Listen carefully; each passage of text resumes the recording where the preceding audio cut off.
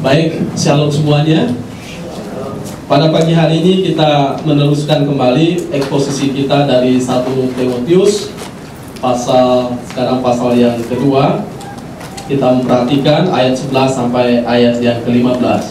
Terdahulu kita sudah berbicara tentang bagaimana seharusnya seorang perempuan bersikap atau wanita Kristen bersikap dalam ibadah, bahwa mereka beribadah jangan dengan tujuan untuk pamer kecantikan, kekayaan, kemewahan, atau kelas sosial. Karena ibadah bukan dimaksudkan untuk ajang pamer ya. Tetapi ibadah memang dimaksudkan supaya orang datang kepada Tuhan dengan kerendahan hati, supaya orang datang memuliakan nama Tuhan, supaya orang datang juga mengasihi sesamanya. Jadi kita harus bergeser dari pemahaman kita yang salah. Kalau orang lain melakukannya karena mereka belum mengerti, silakan. Tetapi kita kalau sudah mengerti, kita lebih baik hidup sesuai dengan kebenaran firman Tuhan. Sebab lebih penting bagaimana ibadah itu ditujukan dengan sikap atau ditunjukkan dengan sikap berbuat baik. Ya, mengasihi orang lain. Mengasihi suami dikatakan sebagai seorang wanita, dan juga sebagai seorang wanita tentu juga mengasihi anak-anaknya dan berbuat baik terhadap orang lain, termasuk terhadap orang-orang di sekitar di dalam ruang ibadah. Ya, ini sesuatu yang sangat mulia kalau kita memperhatikan daripada karakter seorang wanita yang saleh. Mari kita baca dari 2 Timotius pasal 2 ayat 11 sampai 15. Dikatakan di sana, seharusnya perempuan berdiam diri dalam menerima ajaran dengan patuh. Aku tidak mengizinkan perempuan mengajar dan tidak mengizinkannya memerintah laki-laki. Hendaklah ia berdiam diri. Sebab yang pertama dijadikan itu Adam, kemudian barulah Hawa. Lalu pula bukan Adam yang tergoda, melainkan perempuan itulah yang tergoda dan jatuh ke dalam dosa. Namun perempuan akan diselamatkan dengan melahirkan anak, asal ia bertekun dalam iman, kasih, dan pengudusan dengan kesederhanaan.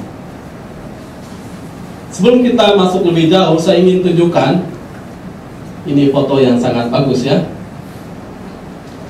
Jadi kalau kita berbicara tentang otoritas, saya gambarkan misalnya ada rapat presiden di istana. Kemudian ketika presiden mengundang para menterinya untuk rapat di sana, dalam rapat tersebut tentu ada keputusan-keputusan yang sangat penting yang diambil oleh seorang presiden. Lalu dia juga menggunakan otoritas untuk memimpin, untuk memutuskan, bahkan memerintahkan orang untuk melaksanakan tanggung jawab atau hal-hal yang diputuskan tersebut. Namun dapat kita bayangkan misalnya sebelum rapat dimulai, tiba-tiba ada seorang menteri yang dia merasa bahwa ya dia ada di istana, kemudian dia ada dalam suatu ruang rapat itu, mengambil alih kursi presiden ya. Lalu dia berkata, saudara-saudara, termasuk Pak Presiden duduk di sana, saya di sini, saya mengambil alih rapat ini. Lalu dalam rapat ini nanti saya akan mengambil keputusan-keputusan, saya memimpin rapat ini dari awal sampai akhir. Termasuk juga presiden harus melaksanakan atau menjalankan setiap keputusan rapat yang dia putuskan dengan sendirinya. Padahal dia seorang menteri. Dalam hal ini apa bedanya antara menteri dan presiden? Menteri memang dia bersama dengan presiden dalam tanggung jawabnya, tetapi dia pelaksana tugas. Dia seorang yang membantu, bukan pembantu, tetapi membantu seorang presiden untuk melaksanakan suatu kebijakan-kebijakan yang diputuskan oleh presiden tersebut, ya kan? Otoritas diberikan rakyat karena rakyat memberikan otoritas itu kepada presiden sebagai kepala negara dalam hal ini. Apakah seorang menteri boleh memimpin suatu rapat, bahkan memimpin seorang presiden, lalu presiden disuruh oleh dia melaksanakan keputusan-keputusan yang dia sendiri anggap itu keputusan yang baik? Ya, saya rasa ada sesuatu yang aneh di situ ya. karena tidak berperan sesuai dengan fungsinya. Meskipun kebijakan-kebijakan dia bagus, mungkin tidak ada yang salah dengan kebijakannya, tetapi yang salah adalah tentang posisi. Ya, bayangkan kalau misalnya semua menteri berlaku seperti itu, nah itu akan menjadi sesuatu kekacauan. Maka di minggu yang lalu kita sudah bicara tentang posisi secara rohani, status secara rohani. Ya, memang kita secara rohani punya status yang sama di hadapan Tuhan. Kita sama-sama mulia, kita sama-sama berharga. Tidak ada satu orang pun yang lebih rendah dalam status rohani di hadapan Tuhan. Tetapi secara otoritas tentu ada perbedaan. Misalnya menteri dan presiden ada perbedaan otoritas dari mereka. Misalnya masyarakat dan pemerintah ada satu perbedaan. Termasuk juga dalam keluarga, suami dan istri memang sepertinya setara ya, tetapi ada perbedaan otoritasnya. Ya, kita nggak terlalu terasa tentang hal ini karena kita sudah lama berada dalam budaya yang mengungkit-ungkit tentang kesetaraan, mengungkit-ungkit tentang bahwa wanita bisa setara dengan laki-laki dalam segala peran lain sebagainya. Jadi dalam hal ini yang benar adalah seorang presidenlah yang memutuskan, yang memimpin rapat, yang memerintahkan menteri-menterinya untuk melaksanakan tugas tanggung jawab yang harus dilaksanakan. Jadi menteri bertanggung jawab kepada presiden, bukan sebaliknya, bukan presiden yang bertanggung jawab kepada menteri. Dan menteri harus menjalankan semua tugas itu dengan baik. Tentu bukan atas semata-mata karena ini suatu perintah dari presiden, tapi ada landasan undang-undangnya juga. Ya, seperti di rumah tangga juga, bukan serta-merta berdasarkan karena suami saya mengatakan begini, saya harus tunduk pada dia. Tidak serta-merta, ada aturan yang Tuhan berikan kepada kita. Maka waktu kita berbicara tentang sikap wanita yang saleh di dalam gereja, kemarin kita sudah bicara tentang bagaimana dia harus berperilaku yang baik dalam hal pakaian, dalam hal kesopanan, bahkan di dalam hal kasih kepada orang lain. Pada hari ini kita berbicara tentang bagaimana perilakunya dalam hal menerima ajaran dan juga menerima otoritas. Sehingga pada bagian pertama kita bisa belajar bicara tentang sikap wanita yang saleh. Itu ditunjukkan melalui sikap yang mau menerima ajaran dan taat pada suatu otoritas. Kita bisa lihat hal itu di dalam ayat yang ke-11. Seharusnya perempuan berdiam diri dalam menerima ajaran dengan patuh, dikatakan. Kata berdiam diri tentu bukan berarti menunjukkan tentang sikap pemalu atau dia seorang yang lemah, tidak berdaya, tidak tahu apa-apa, kurang pergaulan.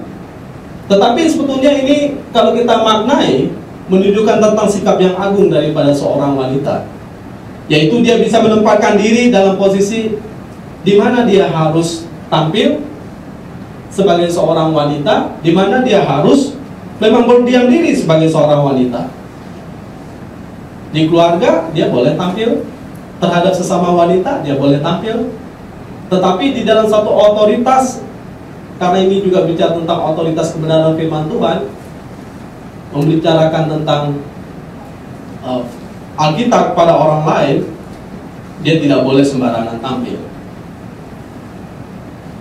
Ya, mungkin hal ini sesuatu yang baru karena kebanyakan daripada kita sudah terbiasa dengan pengkhotbah wanita ya.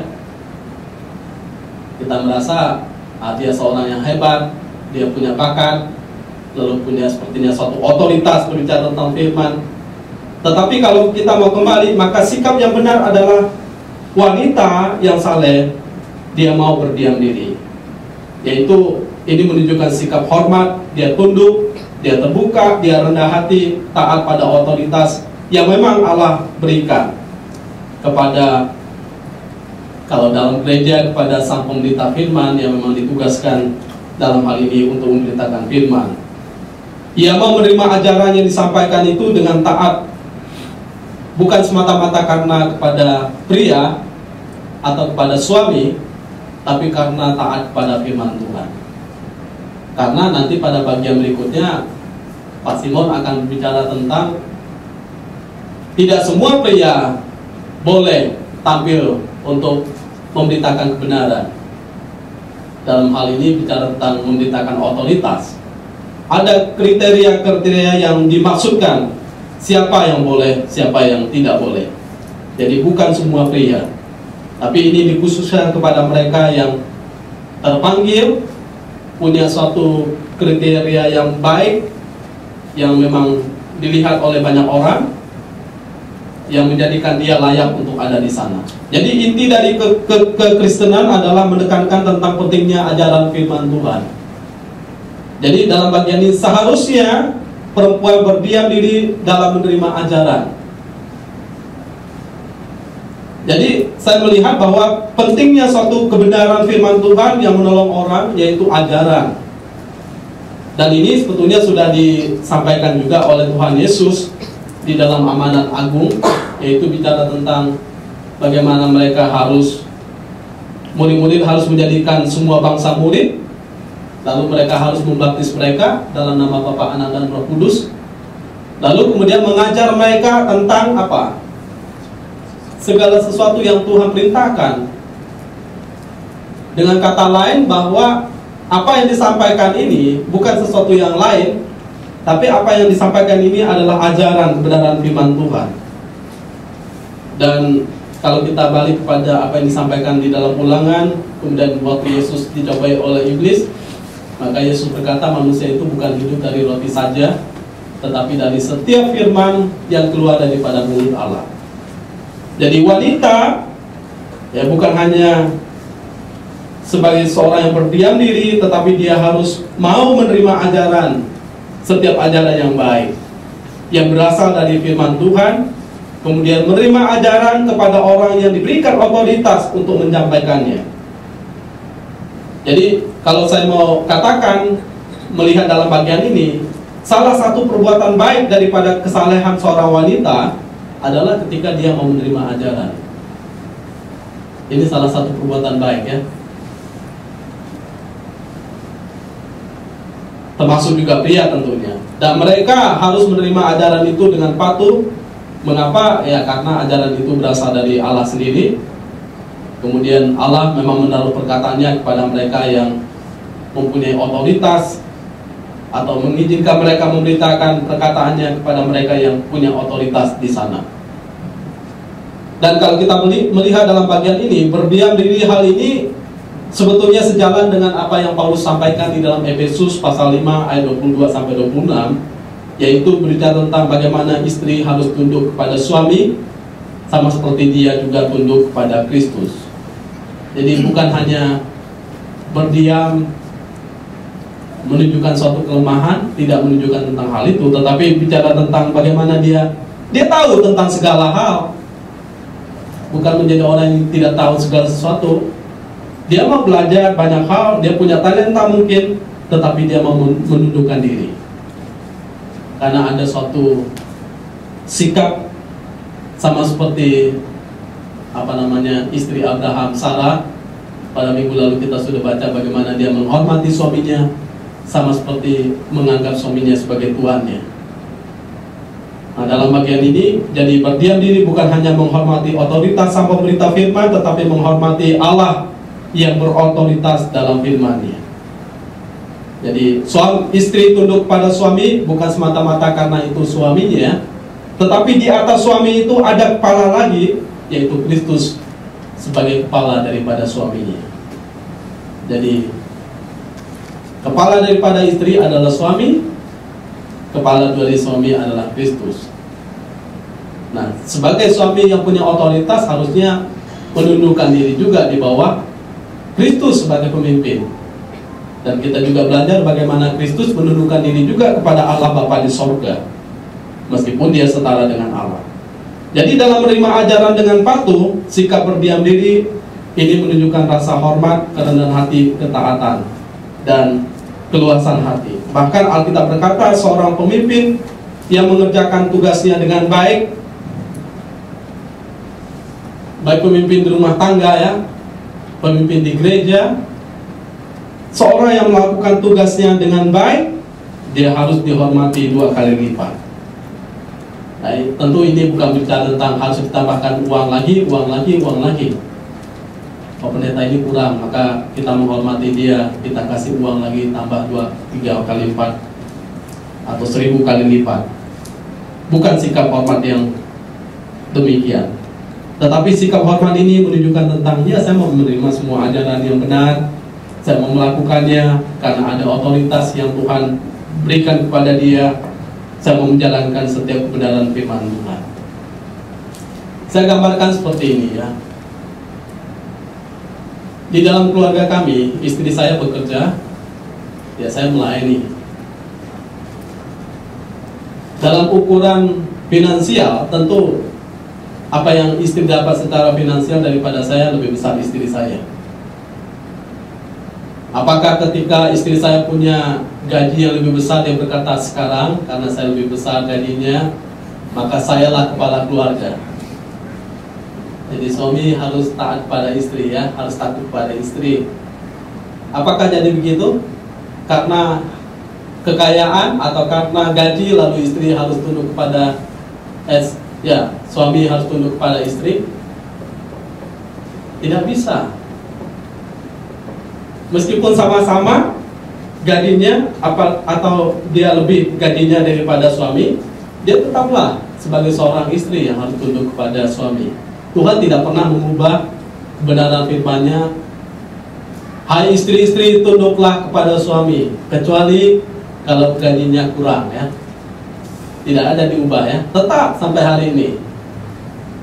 Tetapi sebaliknya, hai suami-suami dikatakan kasihlah istrimu, sama seperti Kristus mengasihi jemaatnya. Nah, maka dalam bagian ini peran ini tidak berubah ya. Otoritas ini tidak berubah, meskipun semua punya peran masing-masing. Istri punya peran, suami punya peran. Tetapi secara otoritas yang Tuhan berikan itu nggak pernah berubah sampai hari ini. Jadi meskipun perempuan tidak boleh mengajar di depan umum dengan suatu pengajaran yang penuh dengan otoritas, seperti saya memberitakan kebenaran firman Tuhan seperti ini, tapi bukan berarti bahwa wanita harus dikucilkan ya. Dia harus terus di dapur, dia nggak boleh belajar, ya kan? Dia nggak boleh melakukan hal-hal yang lebih baik lagi. Bukan berarti seperti itu. Bukan berarti dia disingkirkan dari kesempatan untuk melakukan hal-hal yang baik, untuk datang ke gereja, untuk melayani, untuk mendengarkan kebenaran firman Tuhan yang bagus. Mereka perlu menerima ajaran yang baik dari firman Tuhan yang bermutu, supaya mereka diperlengkapi, mereka bertumbuh dalam iman. Mereka juga diperlengkapi bagaimana mendidik anak-anaknya. Mereka juga diperlengkapi bagaimana bisa mengarahkan orang lain, wanita-wanita lain yang lebih muda daripada mereka.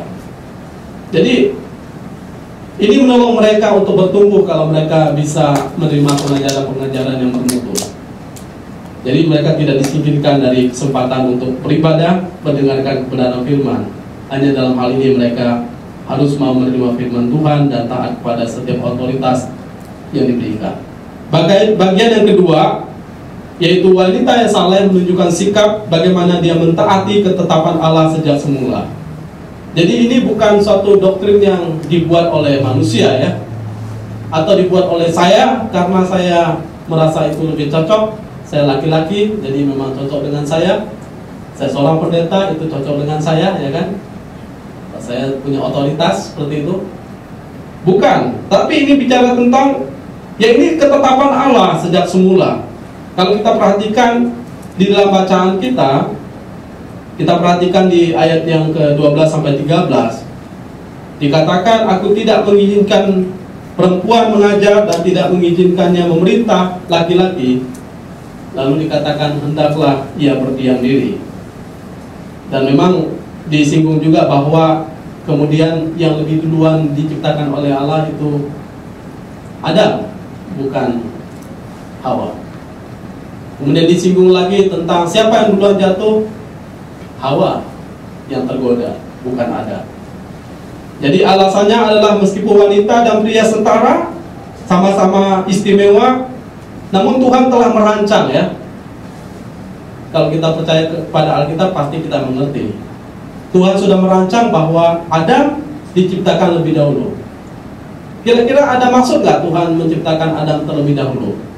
Ada maksud. Bisa nggak tiba-tiba Tuhan ciptakan Hawa dulu, lalu kemudian Adam? Terlalu bisa. Tapi kenapa Tuhan menciptakan Adam terlebih dahulu? Itu punya suatu kebenaran yang ingin disingkapkan di sana. Jadi pria diciptakan sebagai kepala, dia sebagai pemimpin, sementara wanita diciptakan sebagai penolong. Dan itu jelas dikatakan dalam Alkitab bahwa pria harus menjadi seorang pemimpin, wanita menjadi seorang penolong yang sepadan dengan dia. Meskipun mereka setara, wanita tidak boleh menjadi kepala, demikian juga sang kepala harusnya tidak boleh menjadi seorang penolong. Jangan terbalik-balik ya. Atau laki-laki, karena sekarang kan ada yang menikah laki-laki sama laki-laki, yang satu pemimpin, yang satu jadi penolong. Atau perempuan-perempuan, karena menikah sesama perempuan, yang satu jadi pemimpin, satu jadi penolong. Nah, ini tentu gambaran yang tidak cocok dengan firman Tuhan. Jadi jangan terbalik-balik ya. Kita harus berfungsi, berperan sesuai dengan kebenaran firman Tuhan. Sebab sehebat apapun seorang wanita, meskipun ia begitu banyak bakat, talenta, mereka setara di hadapan Tuhan, tetapi tidak meniadakan otoritas yang Tuhan berikan pada mereka masing-masing. Jadi mereka memiliki peran yang berbeda. Demikian juga saya mau gambarkan bahwa anak ya memang ada di bawah otoritas orang tuanya. Meskipun di hadapan Tuhan secara status rohani mereka sama. Dan juga di dalam persekutuan ya tentu ada pemimpin-pemimpin yang Tuhan angkat untuk mempunyai otoritas di sana. Di dalam masyarakat Alkitab pun mengakui bahwa ada pemerintah yang Tuhan angkat untuk melakukan kebijakan-kebijakan di dalam suatu wilayah. Jadi ketika kita perhatikan di Efesus ini ada wanita-wanita ya. Ini bukan satu hal yang tiba-tiba muncul, tapi karena memang ada wanita-wanita yang ingin mengajar, mereka ingin menjadi guru, mau lebih dominan, mereka mau memerintah laki-laki. Ya tadi saya singgung bahwa bahkan di era sekarang karena orang alasan emansipasi wanita, kemudian adanya hak asasi, lalu takut merasa didiskriminasi atau takut adanya sikap yang otoriter dari seorang pria, maka dia menempatkan diri sebagai seorang penolong atau lebih di bawah seorang pria. Dan dia tidak boleh sebetulnya tampil sebagai pengkhotbah. Tapi realitanya banyak sekali sekarang bahkan menyebut suaminya dari mimbarnya, "Hei," katanya, dia menyebut suaminya. Yang paling berkuasa istrinya. Ini bukan sesuatu hal yang baru. Padahal kalau kita perhatikan dalam ajaran Alkitab itu sesuatu yang jelas. Ada larangan bahwa wanita tidak boleh tampil sebagai seorang yang mengajarkan suatu pengajaran yang berotoritas. Apakah hal seperti ini kalau kita menerima ajaran seperti ini tidak ada risiko? Ya ada risiko.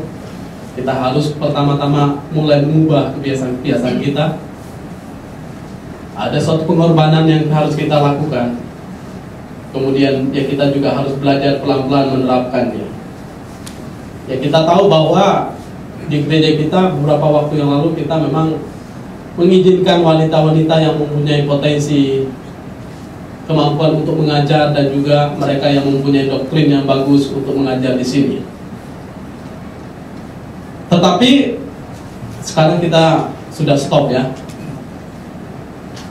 Bukan karena orang tersebut tidak berbakat, tidak baik, tidak hebat. Bukan karena orang tersebut tidak memberitakan kebenaran firman Tuhan. Tetapi kita berkata tidak karena memang kita mau menjunjung tinggi kebenaran firman Tuhan. Ya kalau kita belum tahu, ya tidak masalah itu dikerjakan karena kita tidak tahu. Tapi kalau kita sudah tahu, ya rasa-rasanya kita menjadi pribadi yang tidak tepat dalam tindakan kita, atau bahkan tidak sesuai dengan kebenaran firman Tuhan. Maka dalam hal ini, keputusan seperti ini berakibat yang pertama, ya kita kehilangan teman, ya kan?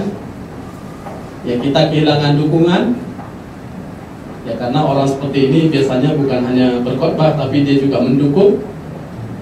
Lalu kita terlihat berbeda dengan kebiasaan gereja lain. Yang biasanya gereja lain, oh wanita-wanita boleh, kemudian pengkhotbah-pengkhotbah yang hebat, yang entertain boleh, tapi di kita berbeda. Ya tujuan kita bukan bicara tentang berapa banyak orang yang akan datang ke gereja karena pengaruh orang ini, tapi kita berbicara tentang bagaimana sikap kita memperlakukan kebenaran firman Tuhan yang kita tahu dia punya otoritas, sehingga kita pegang pada otoritas kebenaran firman Tuhan, bukan kepada kebiasaan-kebiasaan yang kita anggap itu biasa, itu tidak masalah. Ya seringkali kita tidak berani mengambil keputusan karena alasan-alasan kurang enak, karena alasan-alasan kita takut berbeda dengan orang lain. Tapi kalau kita tahu kebenaran firman Tuhan, kita jalankan secara pelan-pelan, lama-lama akan jadi biasa. Ada istilah yang orang Indonesia sering dengar, kita biasa itu kita bisa ala biasa, ya. Karena kita biasa, itu bisa dijalankan. Tapi kalau kita sulit sekali juga untuk dijalankan. Tapi apa yang membuat sulit atau tidak tergantung cara pemahaman kita, apa yang kita pahami tentang hal itu, sehingga itu menjadi sulit. Sehingga firman Tuhanlah yang membuat itu menjadi mudah. Dan bagi saya ini menjadi mudah, ya karena firman Tuhan yang berotoritas, bukan karena memang saya ingin mengubah sesuatu sesuai dengan keinginan saya. Jadi argumentasi Paulus dalam hal ini jelas, yaitu didasarkan pada ayat yang 13. Ini bicara tentang bagaimana Paulus mengungkapkan bahwa ini adalah ketetapan Allah dalam penciptaan, bahwa Allah menciptakan laki-laki dahulu, kemudian perempuan. Jadi Tuhan sudah mengatur semua sedemikian rupa, dia tidak melakukannya atau merancangkannya dengan sembarangan. Dan kemudian bagaimana laki-laki harus memegang otoritas dalam keluarga, dalam mengatur, memimpin, menyelamatkan tubuh, baik itu tubuh wanita maupun tubuh keluarganya. Jadi dalam hal ini sangat besar peran seorang pria sebetulnya, bagaimana dia menolong keluarganya semakin bertumbuh, semakin mengenal Tuhan, semakin hidup di dalam Tuhan. Demikian juga peran seorang pemimpin, dia punya peran yang besar sekali, bagaimana menolong seorang atau jemaat-jemaat untuk mengerti kebenaran firman Tuhan. Ya kalau kita hanya datang dengan tujuan untuk memenuhi kebutuhan jasmani, saya rasa kita tidak perlu gereja. Lebih baik kita datang ke sebuah perusahaan, kita bekerja dengan baik, pasti ada rezeki yang datang. Tetapi ternyata urusan kekristenan lebih daripada itu. Bagaimana menolong orang untuk bersikap benar, saleh di hadapan Tuhan. Jadi wanita, berperanlah sebagai wanita yang mendampingi suaminya dengan baik, mengerti kebenaran firman Tuhan. Kemudian Tuhan beri anak, ajarlah anak kita dalam takut akan Tuhan, mengerti setiap kehendak Tuhan. Ini adalah suatu rumus yang Tuhan berikan, atau suatu aturan yang Tuhan berikan dalam kehidupan kita. Dan juga mengingat akibat dan bahaya yang terjadi, yang dilanggar, ya. Jadi wanita adalah disebut sebagai pribadi yang melanggar ketetapan Tuhan dengan cara mengambil buah yang Tuhan larang pada waktu itu. Jadi kalau ada posisi yang diubah, maka ada kemungkinan kekacauan terjadi, yaitu Hawa akan menimbulkan kejatuhan dalam keluarga. Ya memang Tuhan lebih tahu kenapa Tuhan melakukan semuanya. Maka dalam keluarga memang suami juga jangan menjadi seorang pendiam yang penurut, tidak mengerti tentang kebenaran, lalu tidak menjalankan otoritas yang Tuhan anugerahkan. Kita berotoritas bukan berarti menjadi orang yang keras ya, bukan menjadi orang yang dominan lalu otoriter ya, bukan seperti itu. Mentang-mentang kita sebagai seorang kepala lalu kita mau menekan keluarga kita karena alasan itu, bukan, karena benar firman Tuhan. Maka otoritas itu melekat dan kita jalankan. Maka laki-laki berperanlah sebagai laki-laki, wanita berperanlah sebagai wanita. Saya rasa itu sudah cukup kalau kita mau menjalankan dengan benar. Nah, dalam bagian ini kita memperhatikan bahwa meskipun perempuan tidak boleh mengajar dalam ibadah jemaat, namun demikian sebetulnya ada kesempatan yang Tuhan berikan kepada mereka, yaitu dikatakan di dalam Titus 2:3-4, perempuan-perempuan yang lebih tua dapat mengajar perempuan-perempuan muda agar mereka mengasihi suami dan juga mengasihi anak-anak mereka ya. Jadi itu peran yang sangat istimewa sebetulnya. Dikatakan demikian juga perempuan-perempuan yang tua, hendaklah mereka hidup sebagai orang-orang beribadah, jangan memfitnah, jangan menjadi hamba anggur, tetapi cakap mengajar hal-hal yang baik, dan dengan demikian mendidik perempuan-perempuan muda mengasihi suami dan anak-anaknya. Jadi bukan berarti karena tanggung jawab mengajar sudah suami, memimpin suami, otoritas itu suami, lalu dia jadi seperti seorang pengangguran, hanya sekedar urusan dapur, lalu setelah itu merumpi dengan tetangga, membicarakan urusan-urusan orang lain. Bukan, dia tetap ada urusan yang mulia.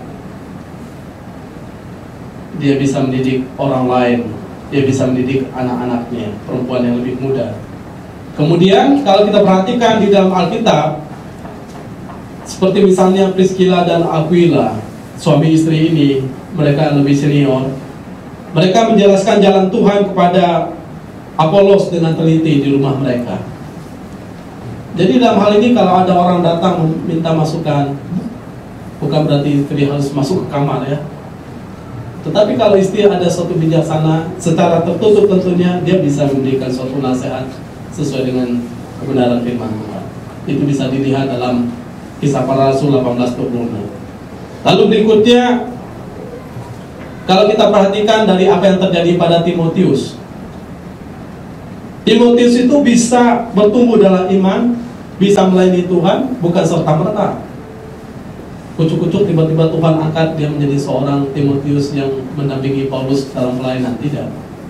Tetapi dalam perjalanan hidupnya, dia pernah mendapatkan didikan dari Lois, neneknya.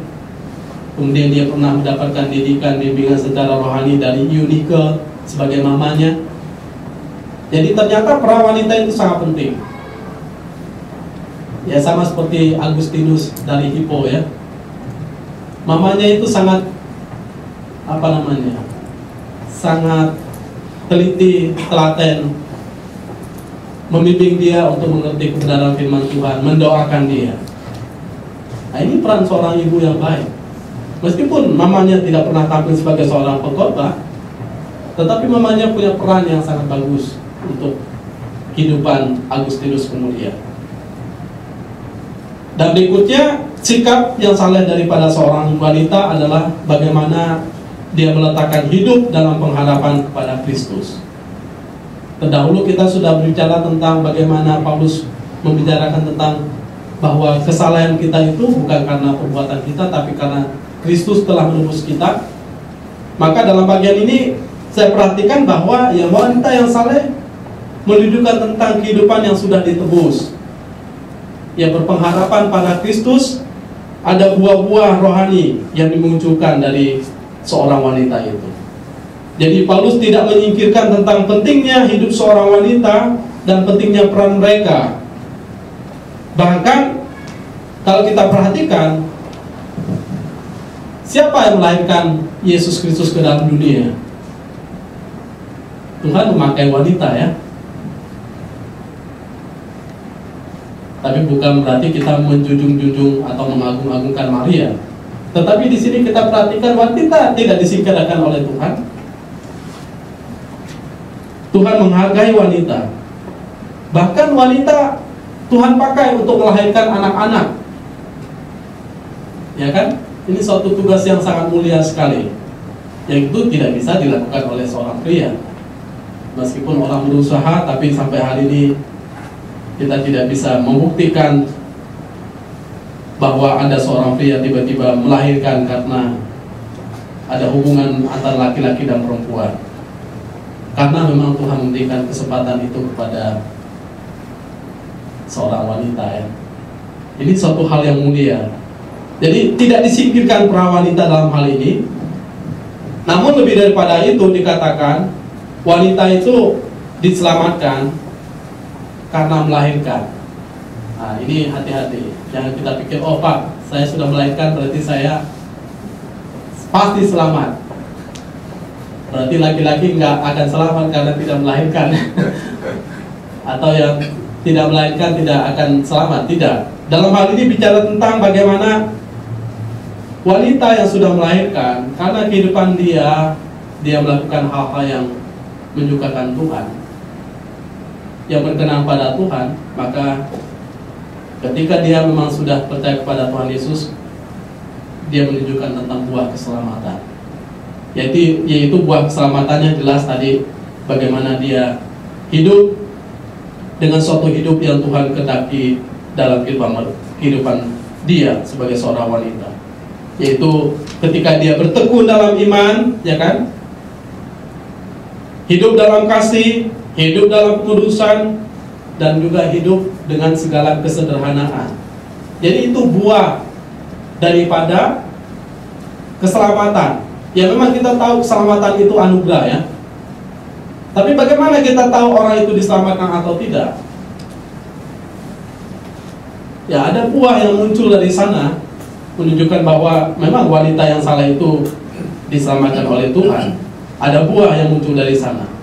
Jadi ketika mereka melahirkan, maka mereka akan hidup dalam kehidupan yang menunjukkan tentang adanya iman kepada Tuhan, adanya kasih kepada sesama, bahkan mau menjaga kekudusan hidup mereka.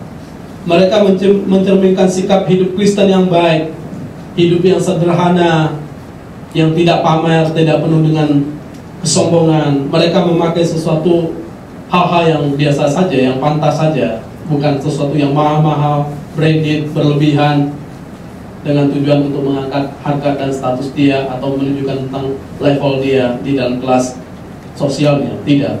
Tetapi ya dia berlaku secara sederhana saja sebagai seorang wanita. Bukan berarti dalam hal ini kita tidak boleh memakai sesuatu yang mahal ya,